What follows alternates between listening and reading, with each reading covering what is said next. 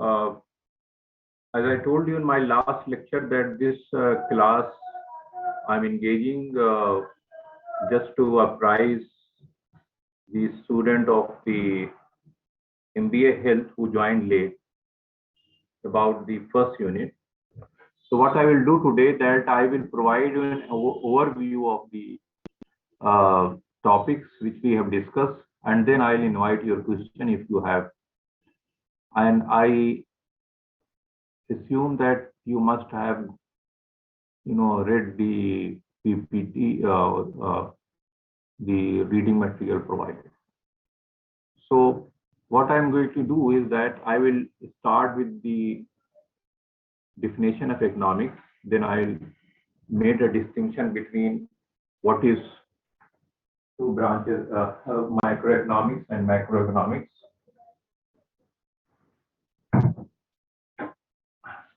Just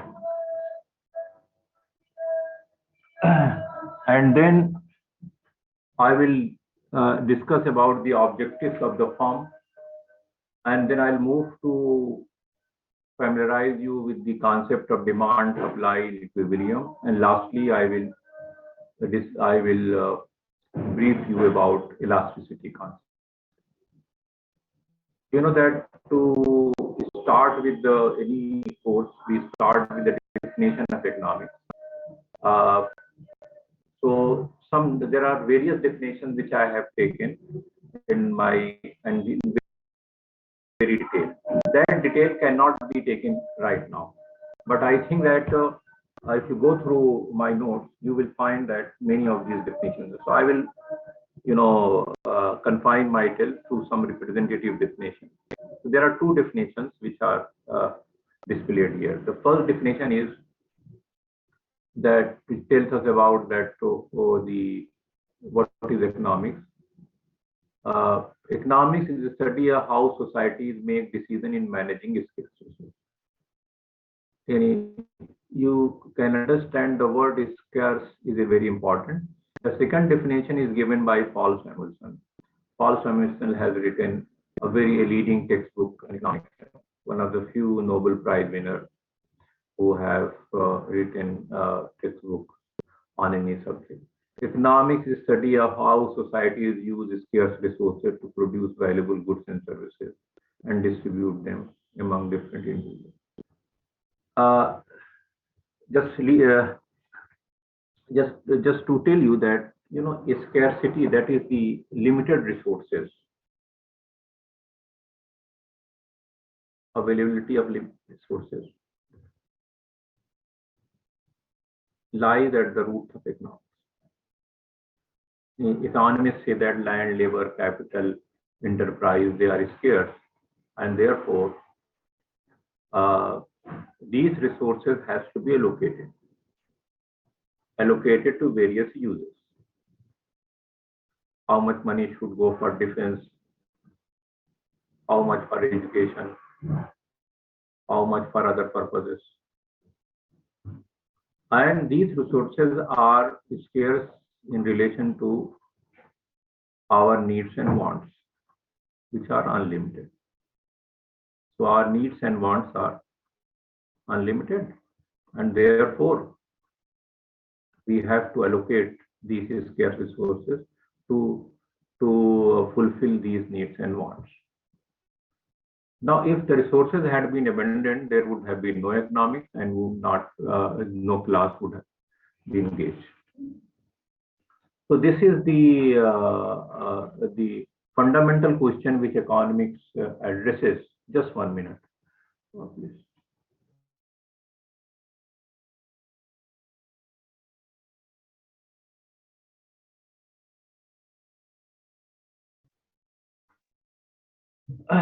So therefore, the fundamental question that economics addresses is that the allocation of resources to fulfill most of the needs and wants of society.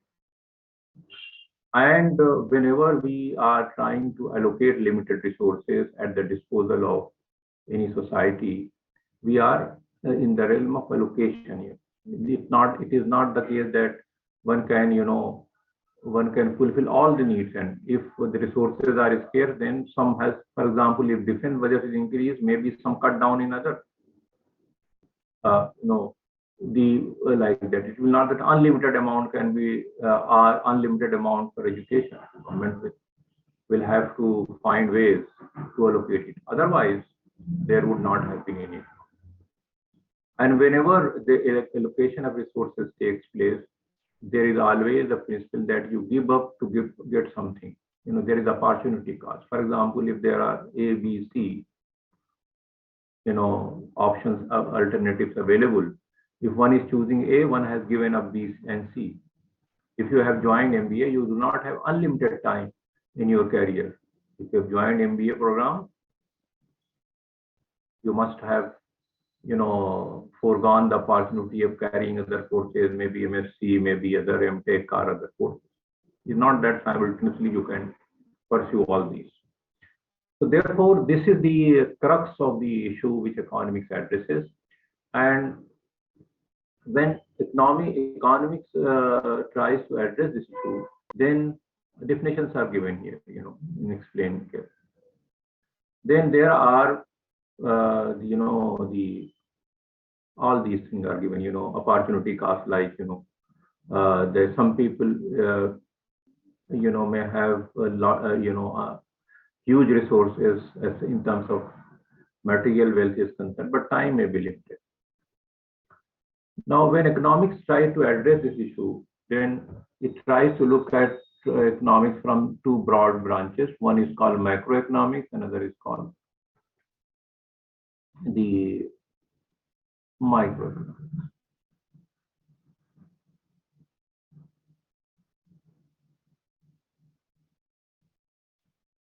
When one is trying to look at economics from individual unit, like, you know, when we are looking to understand the behavior of individual consumer, producer, and so on and so forth, we are in the domain of microeconomics. When we try to look at the behavior of all the consumers, irrespective of the consumers of a particular item in aggregate, then we are talking about macroeconomics. So it is that here we do, for example, when you try to study the production of a car, we are in the realm of microeconomics. When we are trying to study the production of all the goods and services produced in the economy, car and MBAs, another thing, all goods and services, then we are talking about macroeconomics. When we look at the price of an individual goods, we are talking about micro. When we look at the overall prices, that is the price index or the general level of prices, inflation, what we call it, then we are talking about. So that is why microeconomic study of the individual consumer, individual producer, individual market, for that matter. Whereas when we try to look at in aggregate, taken together, and we ignore these micro details, these small details we are talking about. So your course is also deals with the micro as well as macroeconomics. Micro, 3 units consists of microeconomics. So topics like business cycle, interest, inflation, and all these. So all these are given here. You know that when you are trying to study economics through a microscope, then you can say that we are talking about in microeconomics. And when some people say that economics, if you try to have a top-down view of the economy, we are macroeconomics. When you try to look at bottom-up, it is microeconomics. I mean, it is that the focus, where is the focus? If you are looking at, so that is this is the distinction which is normally, you know, taken up by economists to explain what are these distinctions. So let me repeat what I have said just for recapitulation. All these are given here. The economics studies how scarce resources are allocated among various uses, and these uses have got alternative uses. If you want to allocate certain resources, you have to give up the other alternative. So that is why there is a trade-off. There is a opportunity cost. And economics can be studied at two levels. One is called microeconomics, another is called macro. When we try to look at the individual behavior of individual consumer, individual producer, individual market, we are in the domain of the microeconomics. When we ignore these details, when we look at in totality the behavior of this, we are in the domain of macroeconomics. Now, the next question is that what is the managerial economics? Managerial economics is the application of tools and techniques and concepts, of micro and as well as macro for economic decision making. Like resources are scarce, I said, for a nation, for a firm, for an individual. When resources are allocated, it is scarce, are limited. Like a company is there, a company from ABC Limited. Now, this firm cannot undertake all the activities. It cannot work in all the areas of operation. Rather, it has to decide where it will operate. Naturally, if it is in, let us say, hotel industry or some other, or let us say IT and computer, let us say manufacturing. So some part. So it cannot undertake all the activities. Rather, it has to decide what area it will operate. Otherwise, if resources had been abundant, it would have operated in all areas. And therefore, the tools, techniques, and concept theories of micro and macroeconomics, they help us. Like, what is the relationship between price and demand? If we increase price, how demand? What are the effects of inflation on the demand? Cost of production? How the exchange rate fluctuation affect the economic decision making? So, if you gain understanding about these concepts and tools, then it will help us in decision making, so that the objectives of the firms are attained, which I'll discuss. So, managerial economics is nothing but the application, or it has applied by. It draws upon the our insights that are provided by economics, especially micro and macro, uh, to make better economic decisions and to optimize the resources.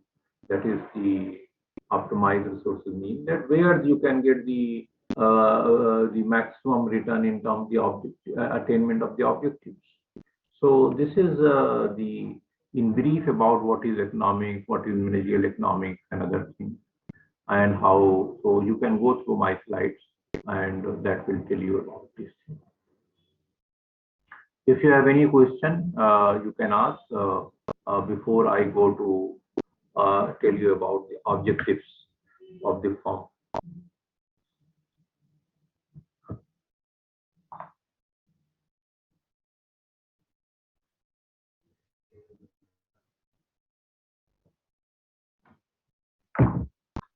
Any question if you have?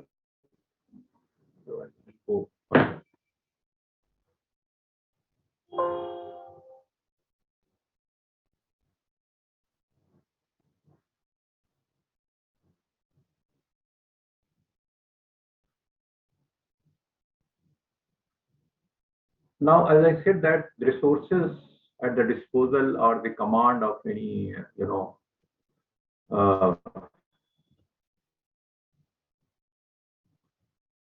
firm or a nation are scarce. Therefore, these resources have to be used, in a way that most of the needs and wants of a nation or a firm or an individual are satisfied. And this leads us to the objectives of the firm, because any organization has been established to achieve certain objectives. Similarly, a country may also have certain objectives, like in macroeconomics,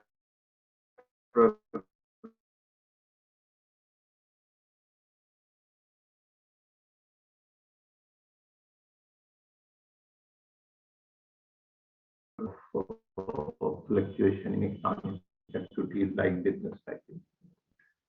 So similarly, the resources at the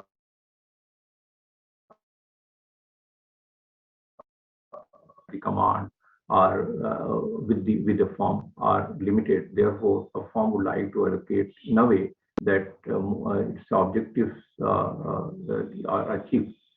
And first, very important objective for any business organization is the attainment of profit. Other objectives may also be there. And because these objectives provide a benchmark means that we can evaluate. For example, if profit maximized, how firm has performed, what was the profit in particular year, 2021, 22, and so on and so forth, or the last quarter in comparison to this. So that provides a benchmark which you can evaluate whether one is progressing or not.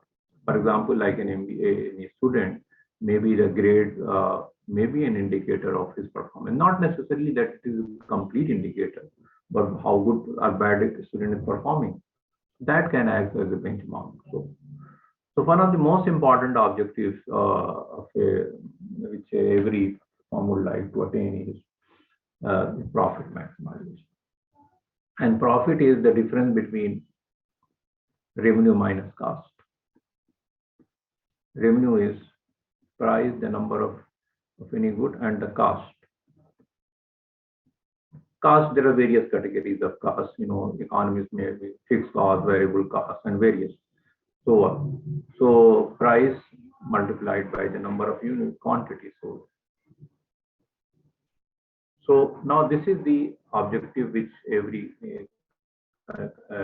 the high level of profit every firm would like to attain. Now there are, for example, accounting may be studied that the cost of goods sold minus the revenue minus cost the expenses and other things after tax profit.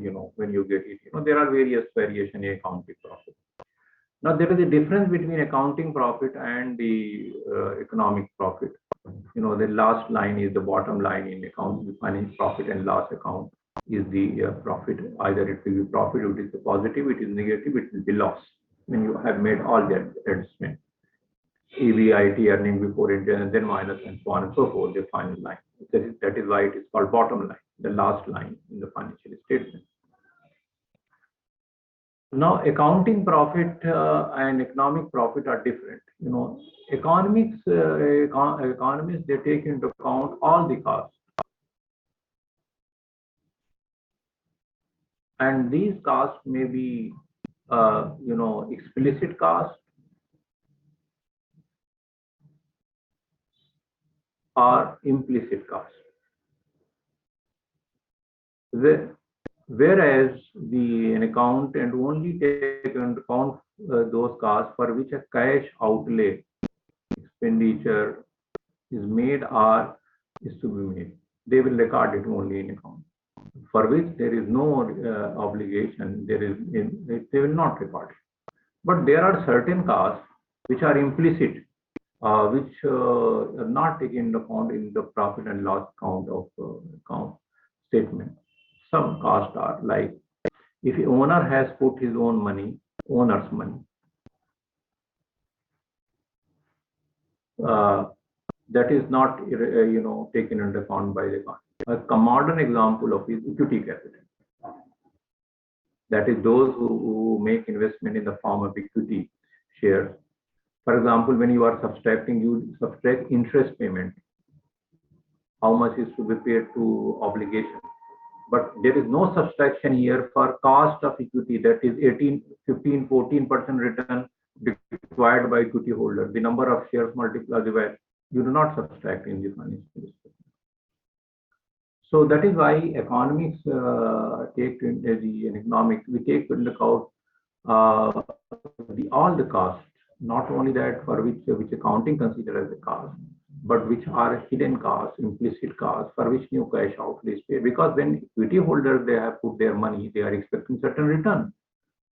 For example, if they put money in the bank, they will get a rate of interest. If bond holders are there who have provided fixed, they have provided loan to the company at a fixed rate of interest.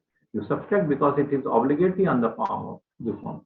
Whereas equity holders, they are not promised any guaranteed return. Therefore, they are not. There is no subtraction from the profit, no adjustment and like.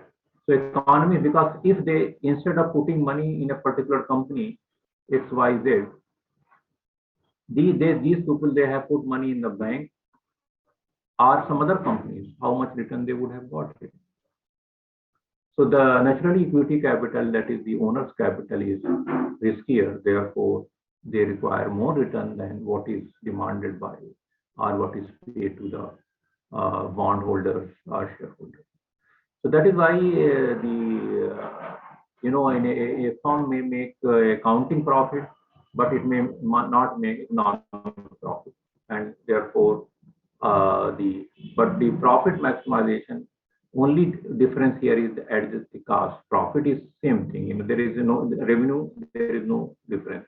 Only here is that both explicit and implicit costs are taken into account.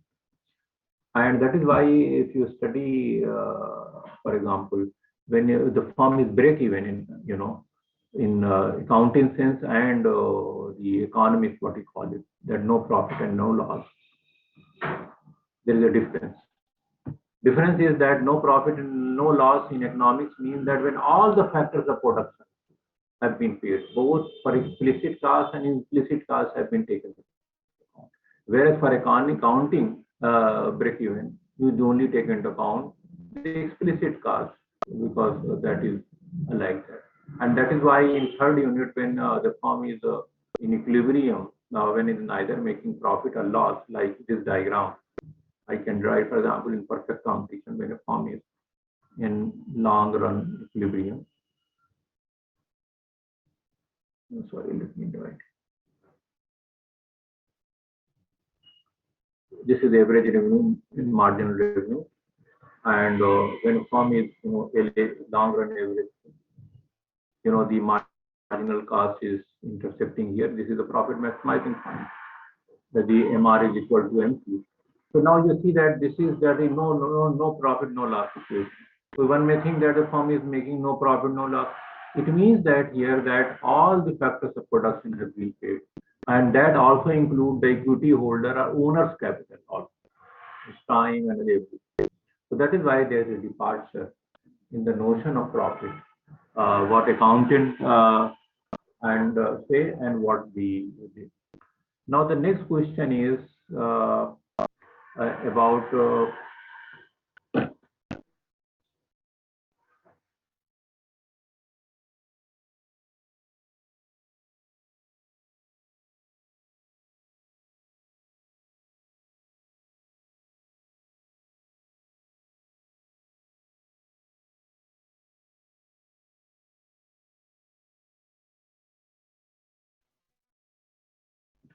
so next question is that profit maximization. This is the difference which you and I have been, it has been explained in my slide in detail. You can go through with examples.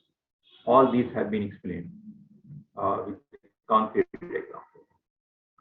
Now the next question is that if profit maximization is to be objective, then there is one more issue comes in the here, and that issue is okay, profit maximization is the objective, but that profit, let us say 1 crore received in 2022 and 1 crore received in 2023, or let us say 1.1 crore in, because there's a timeline. So that is why whenever that the cash flows which you are trying to measure, the profit which company will get, profit this year will not be equivalent to the profit which you receive. For example, let me put it like this: 1 rupee is worth more today than what will be tomorrow. For example, 1 rupee has got more value than, because of the erosion in purchasing power, because of the rise in price, and so many factors. Other factors are also there, like riskiness also. Whether so So that is why one thing is that 1 rupee is worth more than what it is. That is why there is a concept of time value of money.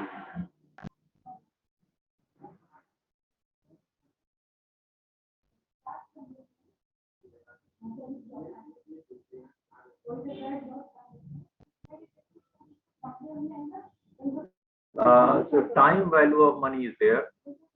Time value of money is called time value of money, which you will study in detail in financial management. It is like it is a kind of time travel. Time travel is not possible. You travel. For example, sometimes we put a factor like a discounting factor. What is worth of 1.1 crore received as a profit in 2020 if you value it today? You try to future profit, you bring it back. So it's like this kind of time travel. So time value of money becomes important, and that is why we discount this thing. For example, if you expect that the return to be this much, then we discount it. For example, you may have studied concept of compounding. Compounding tells us that if anything is, let us say, for n number of years, that it grows by this thing, then how much money you will have. Okay. It is the inverse of this. Like putting it that if you receive it, so in this formula, what happened that 1 crore divided by 1 plus r, the number of years, and so on and so forth.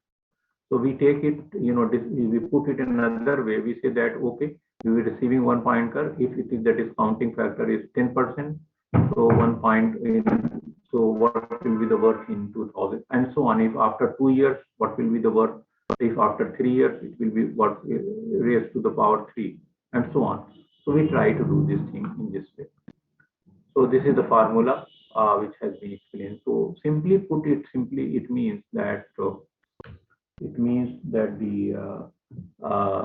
value or the profit received at different point of time, they are not equivalent. So we bring back it using some formula which is discounted, and that is why value maximization is the objective, one of the most important objectives. Profit per se it will not be equivalent, if we try to evaluate it on today's world.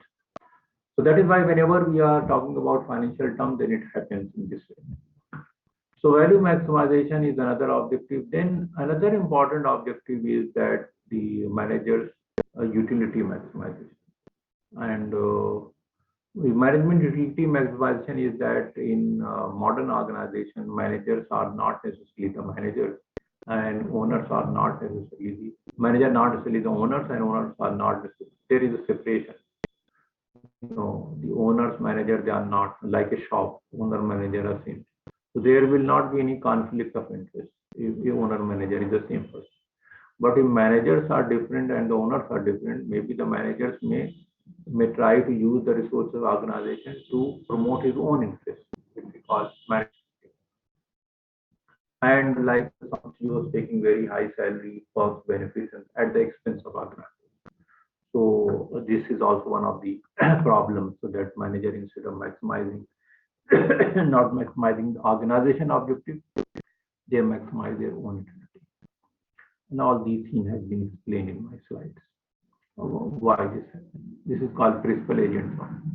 Then there is a behavioral theory. Behavioral theory says that maximization is not because we cannot get all the information to make decisions. So what we do, we take some shortcuts.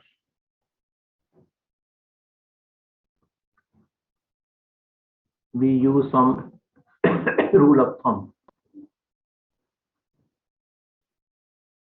shortcuts and rule of thumb, and we, instead of maximizing, this satisfies. Just please one minute, just I will.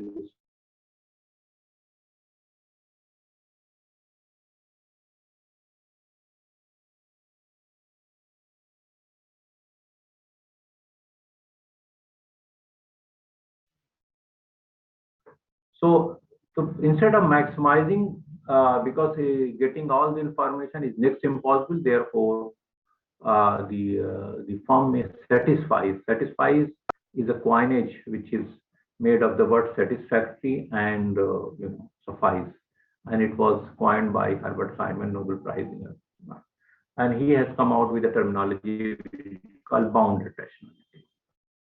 That people are fully not rational; they cannot maximize any objective. Rather, they settle for something which is satisfactory. So this is the idea of behavioral theory. Then some people say that profit maximization or other objectives and okay, but because the manager's interest may be more related to sales revenue maximization because their salary and other benefit may be tied to increase in sales. Therefore, they may receive a fixed salary and plus some percent of if they generate sales. So because of this thing that they may aim at sales maximization more and like that. And moreover, sales maximization may also be an indicator about the health of a company, growing sale company which has got.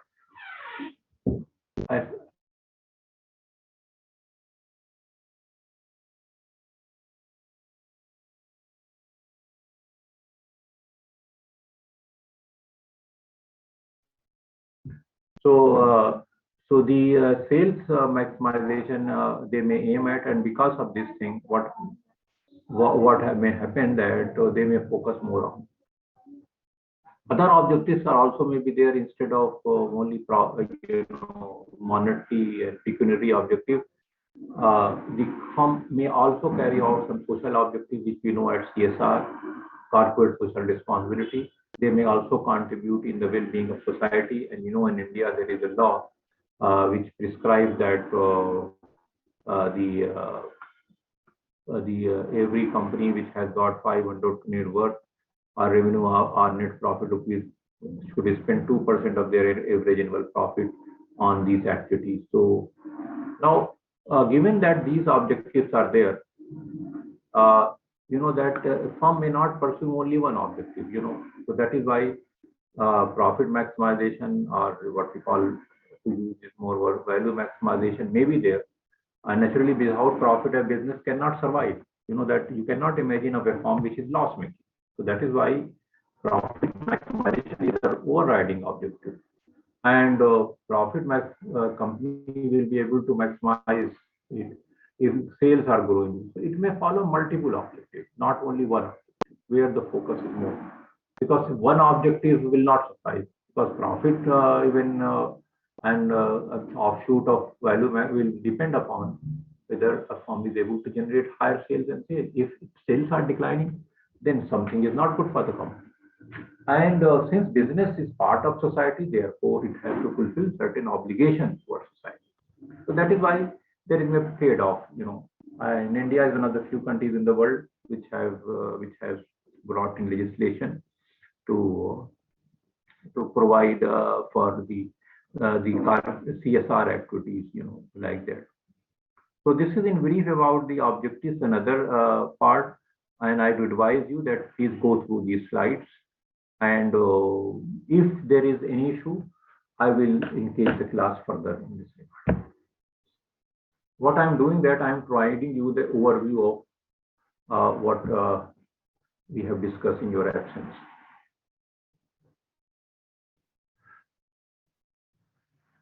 Now I'm coming to, that there is a break actually. So I may continue to engage your class slightly because up till 11, to take up these aspects. And now one more, let me, because there is too much thing we have discussed. This I started with the definition of economics, and then I went on to discuss about the objectives.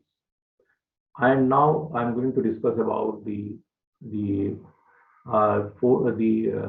demand and supply, because that the resources of a nation are allocated what we call via market forces.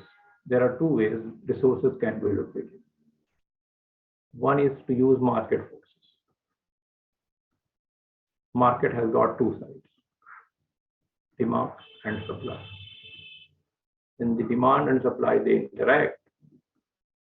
Prices and quantity, how much price will be charged and how much quantity will be supplied will be determined. And one more thing is that there is no market, then like a state may decide what will be produced, how, like USSR example is also there, which the world has given way to market. So nowadays the allocation takes place via market. So what we are going to discuss is that we will look at the factors which are behind supply and demand. And we'll look at the concept of equilibrium, and after that a brief about elasticity.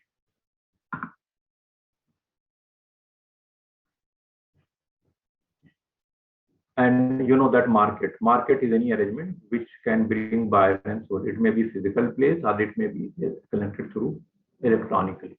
So it is not that in the past bazaar and other things which you can look at, but any arrangement. For example, foreign exchange market, there is no physical arrangement. And nowadays, because of electronic market, which can bring buyers together, is called market. Now and market is expected to generate competition because behind market the large number of buyers and sellers are there. It is expected that it will result in competition.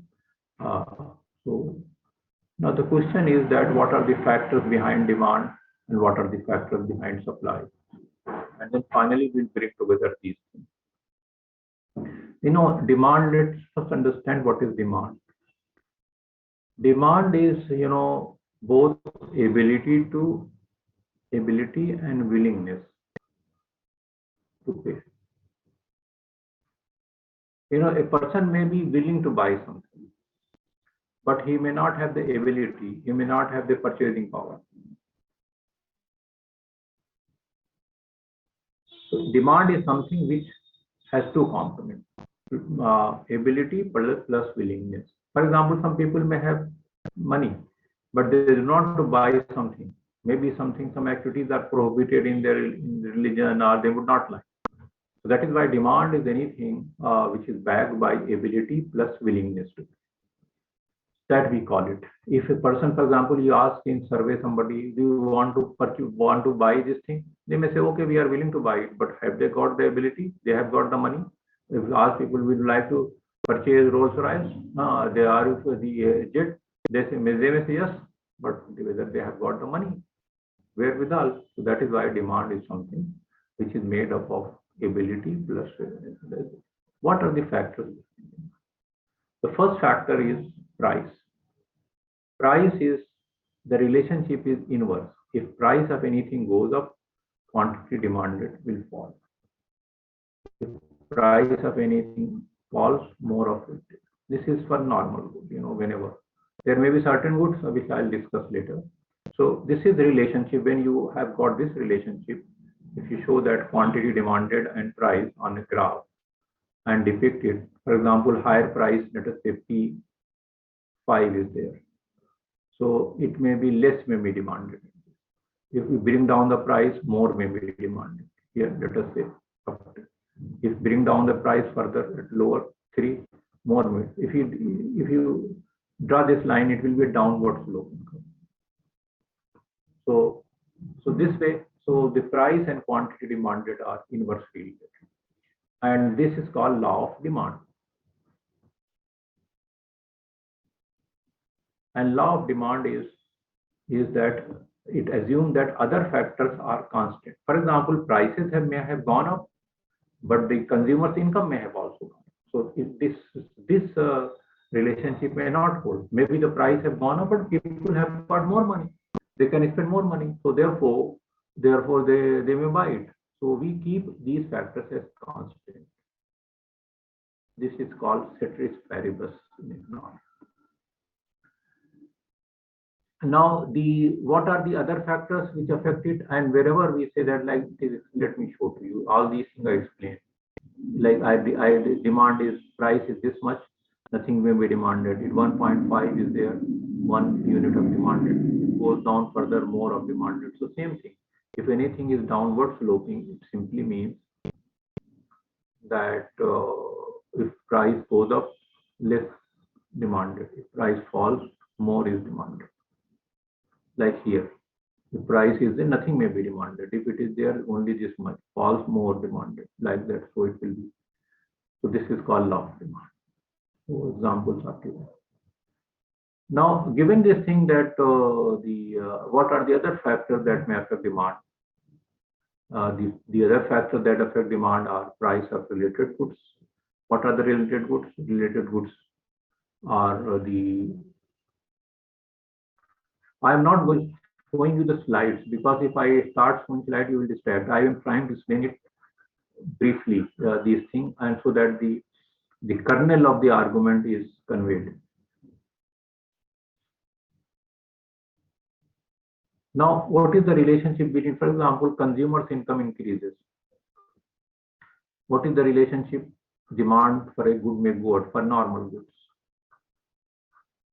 But there are certain goods, if your income increases, less may be demanded, which are called inferior goods. Maybe somebody is using a food grain of low quality. So when one's income increases, people will not demand more of it. Rather, they may switch over to better quality products. So that is why for normal goods, the income and quantity demanded are positively related, whereas for inferior goods, it may be not be positively inversely related. Then there are certain goods which are used together, which we call related goods. What are the related goods? Related goods are complementary goods and substitute goods.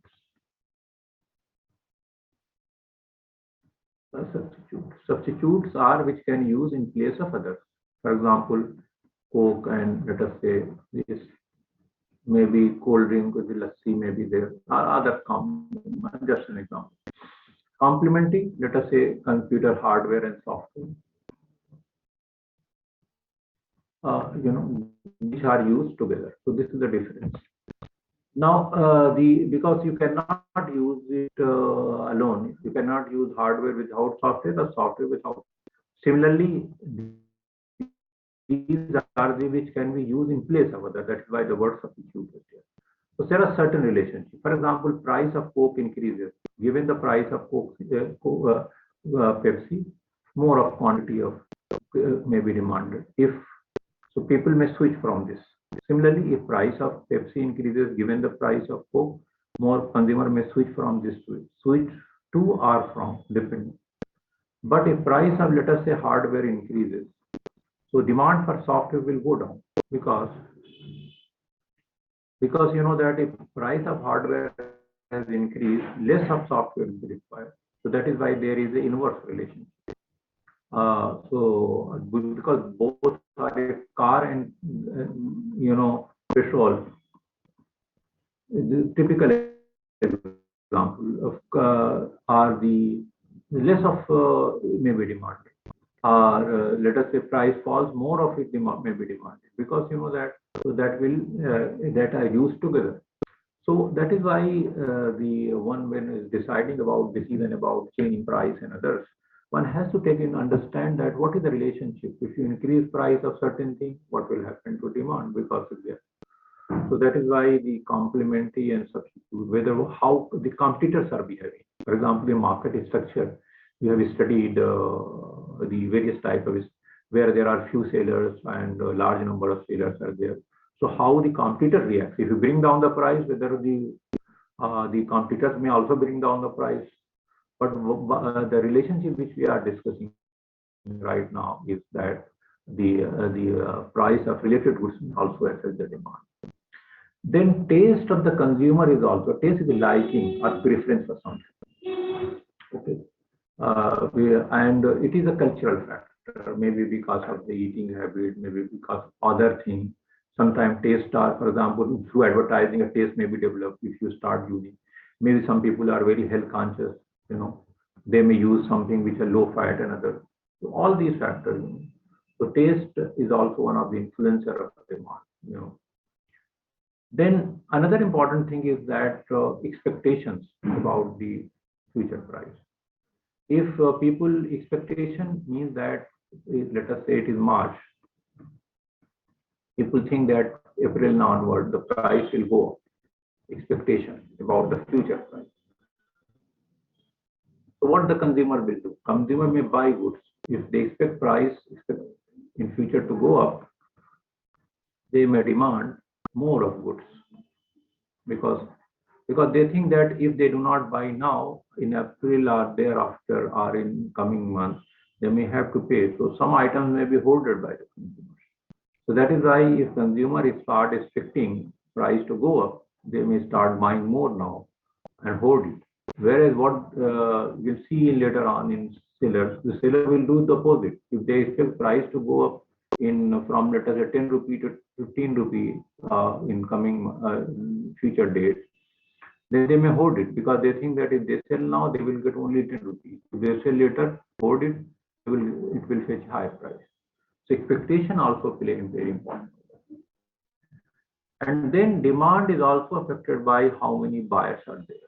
The number of buyers, the more the buyers, the more the demand. That is why India is considered a huge market because of the sheer population. Another important thing about the total demand in the economy is that what is the distribution of the population. If young people is population comprised of young people, the demand for product will be different than a population like aging population where the people are very old, 70 plus, like Japanese economy or the European economies mostly. Aging population, the demand for products is very different. For example, if it's 0 to 15 years or working age group or retirement age, what is the composition? That also. Then there are other influences of demand as well, like weather. Maybe rainy season, maybe demand for umbrella, another thing. So there are special influences, weather, another thing that may affect. So these are the various factors that affect the demand. Let me briefly. Price of goods, they are and demand are inversely related. Higher the price, consumer income, higher the consumer income, more the quantity demanded for normal. But if the good is inferior good, it may the demand may not, rather consumer may switch to it. Then complementary goods, price of related goods, and like computer hardware and price of anything goes up, the demand because they are used together, you cannot use alone. Similarly, price of related goods, consumer may switch. If price of certain product increases, consumer may switch to the other product which can be used in place of that. Then the liking preferences of the consumer may also affect demand. If the more of the consumer become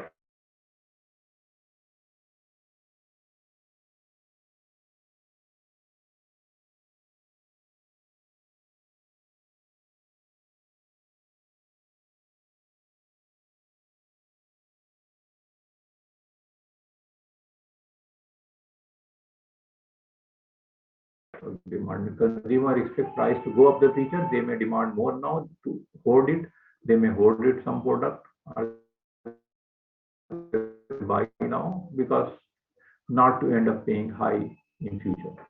Then the total the demand is also affected by the number of people who are there, number of buyers are there, and also the composition of about the types of product.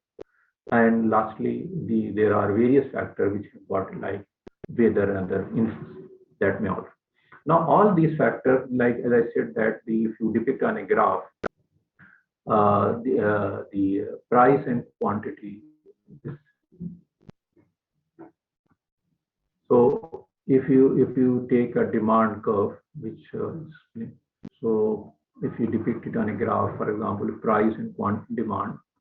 So if your price is changes price is there, let us say P1 quantity, this much, price falls down to P2, more of will be demanded. So this price and quantity relationship brings about the movement on demand curve, whereas the factors other than all the other factors, they bring about shift in demand curve.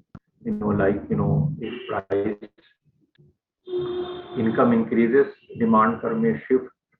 Demand for like this demand for a particular product which is normal, or if income falls, it may shift leftward. So this is called right and left movement of the demand curve. Now, given this thing, what are the factors which are behind the supply side?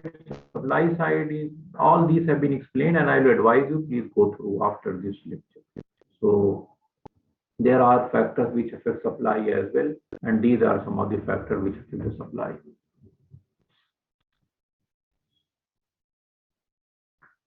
Similarly, for demand, we have taken it that there is an inverse relationship between price and quantity demanded. If let us, but here there is a positive relationship.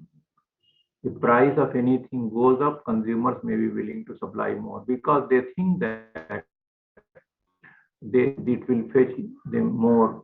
If price is there and supply is there, quantity supplied.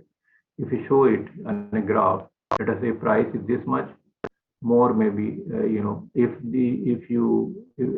price falls, less maybe so if you draw a graph here, it will go like this, that higher the price, more may be demanded. Lower the price, less will be demanded. For example, if supply is this much, less will be demanded. So that is why, because if number one, higher price will fetch more profit. That is why there is whereas in demand, if price of anything goes up, less consumer may demand less of it. So that is why there is a positive relationship, and the relationship between price and quantity supplied is called law of supply, is counterpart of law of demand, and the relationship is positive. Price of anything goes up, supply of quantity supplied, price falls, less will be supplied, because the willingness of the consumer will go down because they think that it will fetch lower price and that will cut into the profit. Then there are various products which also affect similarly, like in demand. The first product, the first factor is price of related goods. Like in complementary goods are and substitute products are there in demand. Like it is, please keep in mind that this is a mirror image of demand. Like you look in a mirror, supply side, you are looking from the other side. Most of the behavior will be like price. There was inverse, here will be positive. Yes. So price of related goods simply mean that that production facilities which are used by business organization, they can be used for production of various products. For example, a car manufacturing unit is there. It can produce car, it can be tractors and other vehicles it can use it. If demand for certain item increases, what may happen that the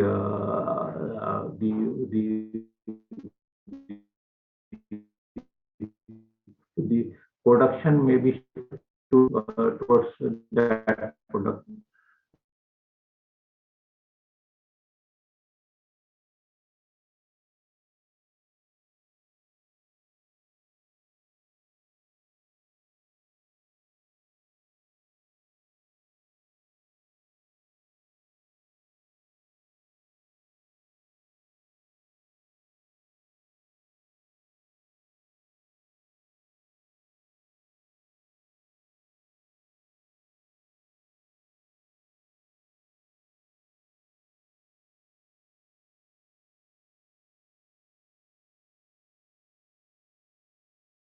The particular item. So that is why modern manufacturing is maybe flexible. They can produce other product. They may switch to production, and that supply of that product will increase because of that.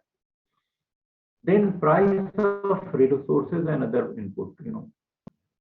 So this is one of the very and when this happens also, sometime, for example, if you the supply of certain thing increases if you are producing something. For example, if you more milk production takes place, more butter will and other products which are offshoot. If more, let us say, crude oil production is there, what will happen that the other the products which are part of that production, maybe the diesel, maybe other things may also result from that.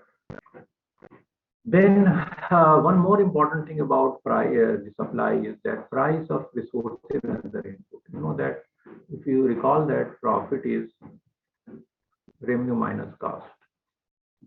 And one of the important factors, revenue remains price into quantity, and this is the cost of production. If the cost of production increases, then, for example, give another thing. For example, a product may cost 5 rupees to produce something, rupees 5. Now the cost increases 10 rupees. It means that earlier 1 unit can be produced by 5 rupees. Now it will take 10 rupees for production. Only half, just an example, half can be produced of that unit, means supply.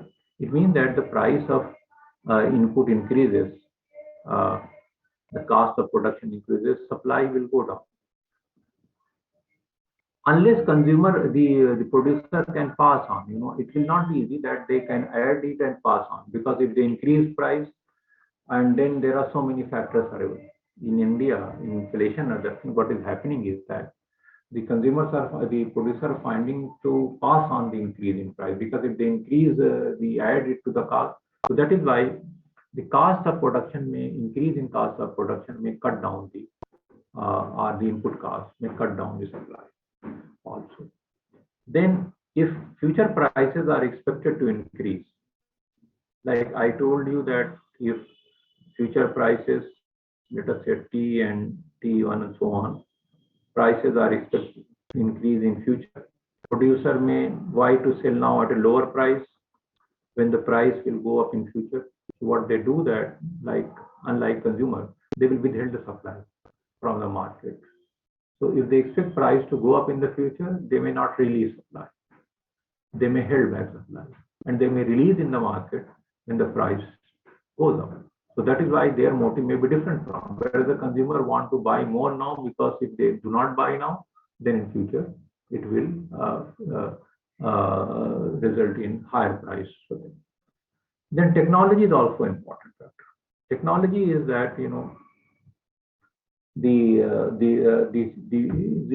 a transformation of input into output. How, for example, a simple technology, maybe a robotic technology may be there. It means advancement in technology may result, for more production facilities, maybe most cost efficient production and so on, because the lesser time, resources, and other things may be required.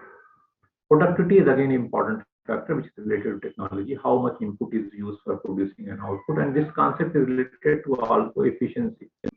If more inputs are needed to produce same level of output, if we are not efficient. If same input can produce more output, one has got higher productivity. So all these are also important factors in supply.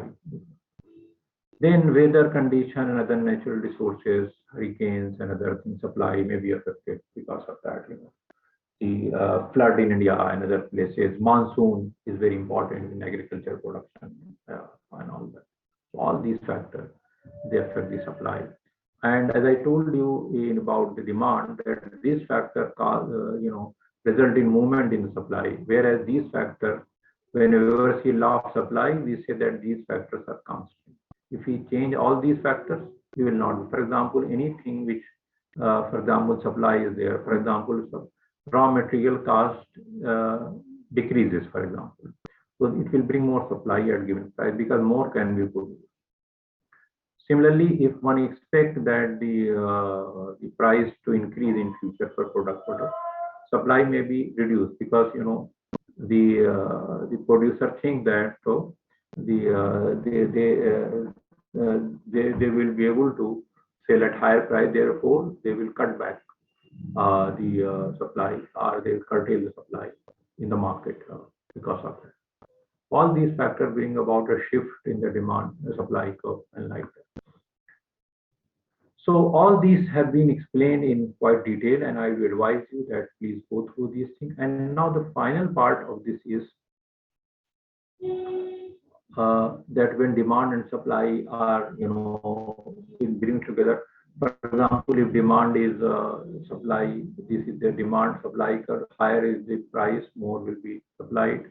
This is the demand curve. It means shows that If price falls down, anything down, for example, price is this much, the less will be demanded, and so forth. So that is why it's a downward sloping up. When they intersect, this will be the equilibrium quantity, and this, for example, this is demand for a marketed bottle. So 10 rupees will the price, and 10 million bottles will be supplied. If anything more than this, for example, price is higher than 10 rupees, let us say 11 rupees. This much is demanded only.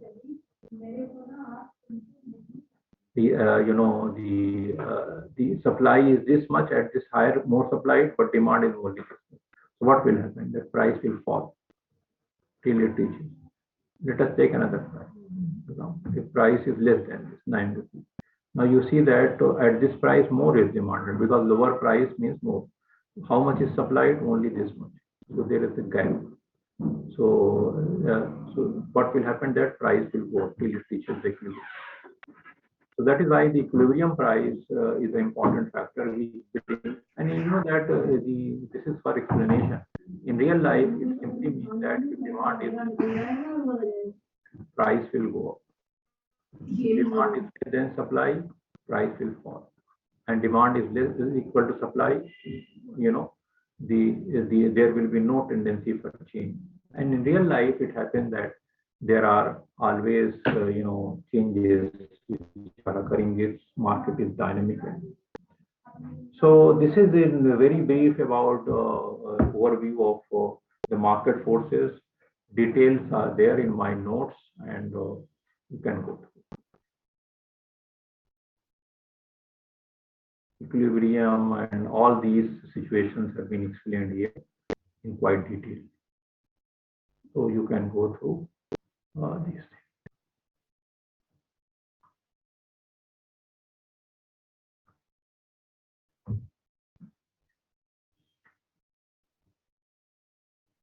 So now I am, after this, what I am going to do is that I will just provide you an overview of elasticity concept, and then I will close and can engage further classes if required to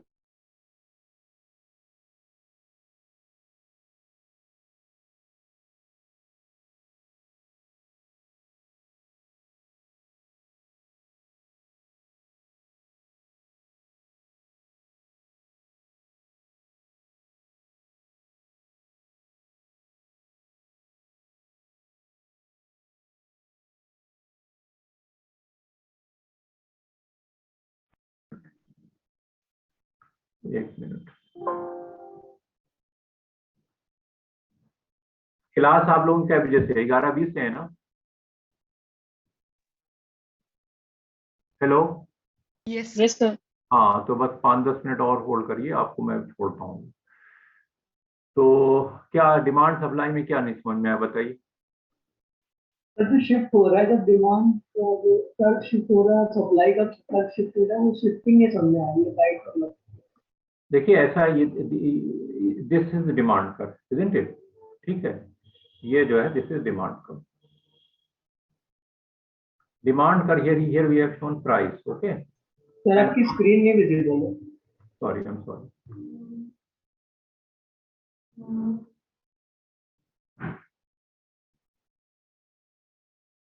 अब clear है? बताइए. Yes sir.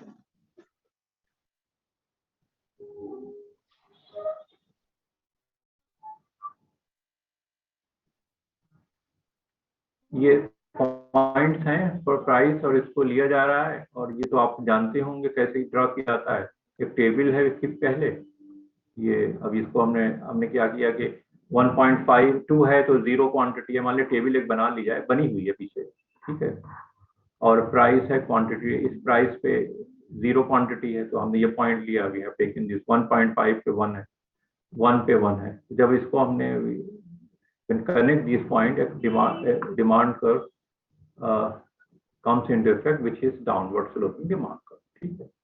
It simply means that if price goes up, demand more of quantity will fall.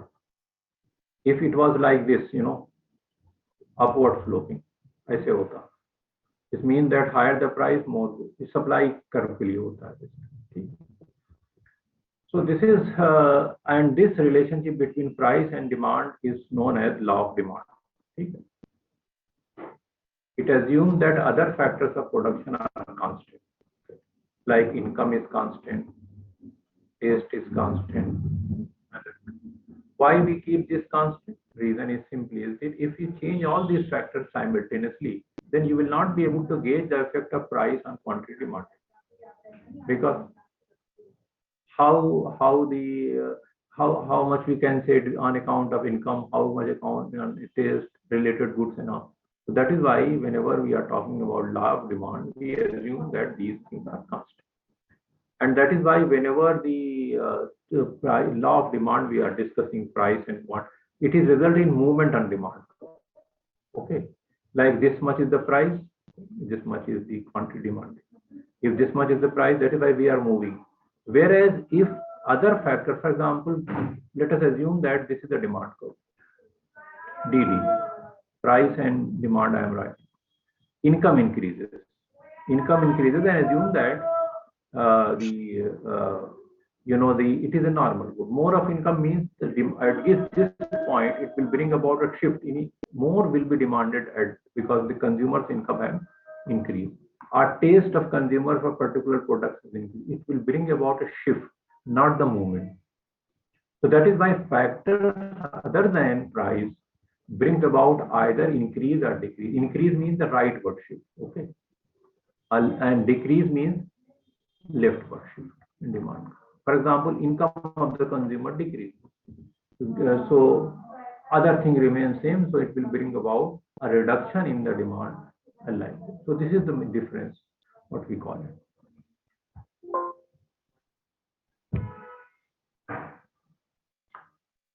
I would advise you that please go through, and then maybe after a day or if there is anything, I can further engage the class to tell you about these things, or if there is any further confusion like that. But it requires that you please go through these things in this slide and Sir, then note. Yes. Sir, I want to ask that can the supply curve start from the origin? Origin से कर लीजिए, यहाँ से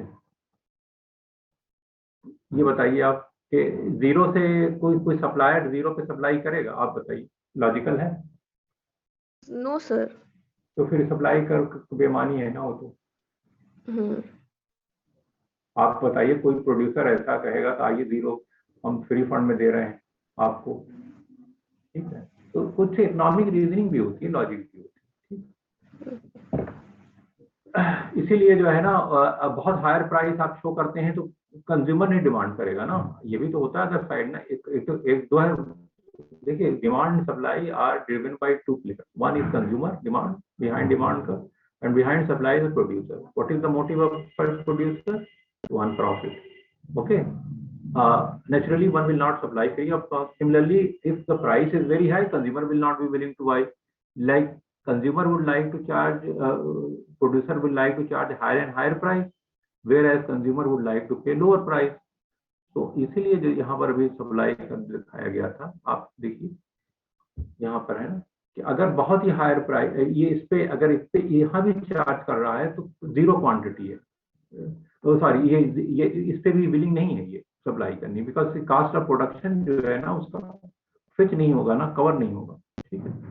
अगर zero कर देंगे तो फिर वो तो कास्ट ऑफ प्रोडक्शन कोई चीज फ्री में तो नहीं प्रोड्यूस होती ना, इसलिए। I have a question, इसमें आपके सब्स्टिट्यूट्स क्या रोल प्ले करेंगे? जैसे आपने बताया कि अगर हम लोग एक अंग्रेजी बोलिए, मैं I can speak take the liberty of, okay, ये पढ़िए, इसको सब्स्टिट्यूट क्या लिखा हुआ पढ़िए, मैंने स्क्रीन शो कर दिया है आपको।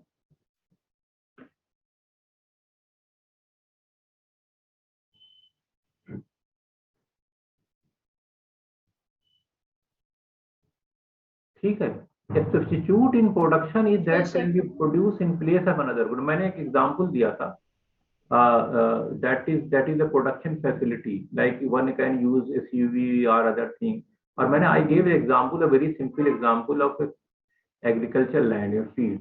The same can be used for production of various crops, isn't it? So if anything becomes more pricey or maybe become more pricey, don't think in that way. Then the price goes up. That it may provide incentive that will shift the production. ठीक है, इसलिए है. अब इसमें क्या है कि complementary products ये होते हैं यहाँ पर, कि जैसे एग्जांपल दिया हुआ है कि milk production is given here milk. ठीक है, अब आपने मिल्क प्रोडक्शन किया तो क्या इसके बाई प्रोडक्ट्स होंगे? What are the by products? इसकी मिल्क भी होगा, ये होगा. तो if more milk is produce, there will be by products of this thing. The price of milk goes up, then maybe more people may start dairy, and okay, just an example. So there are various byproducts, cream and other thing will also.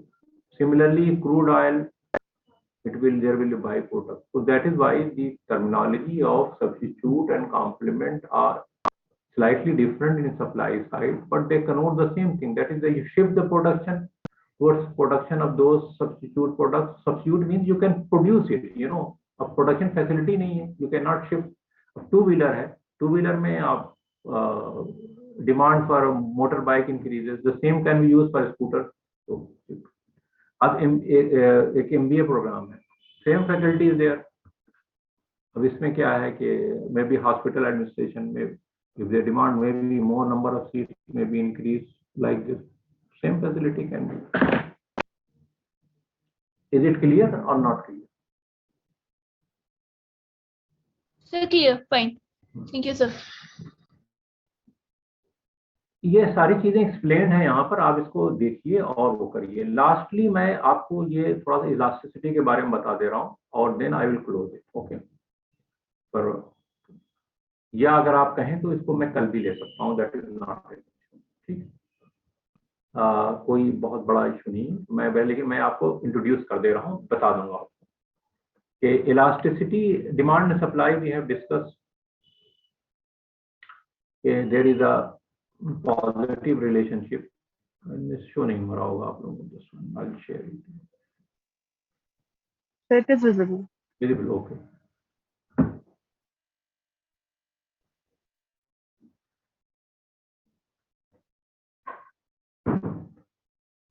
We have discussed about that there is a inverse relationship, price and demand in quantity demanded. Okay, price more price, less demanded, lower price, more demanded. ये तो this you know it from law of demand. Law of demand only tells us that there is this relationship with there. It does not tells us about how much quantity demanded will change if price changes. How much? The question is how much. For instance, if you increase price by 10%, how much quantity demanded will increase? Whether it will fall by 10%, more than 10%, less than 10%. This relationship is not explained by law. That is why, in order to arrive at this, we need to have a concept of elasticity. Elasticity simply explains this concept, that what is the relationship in a number. We will get a number that will tell you that how much, if you will be the responsiveness of change in quantity to change in demand, which we call elasticity. Elasticity is anything. For example, X and Y, number of our lecture and how much understanding, price change and like income change and how much quantity demanded will change. So it tells us a number, and that is why elasticity is very. For example, if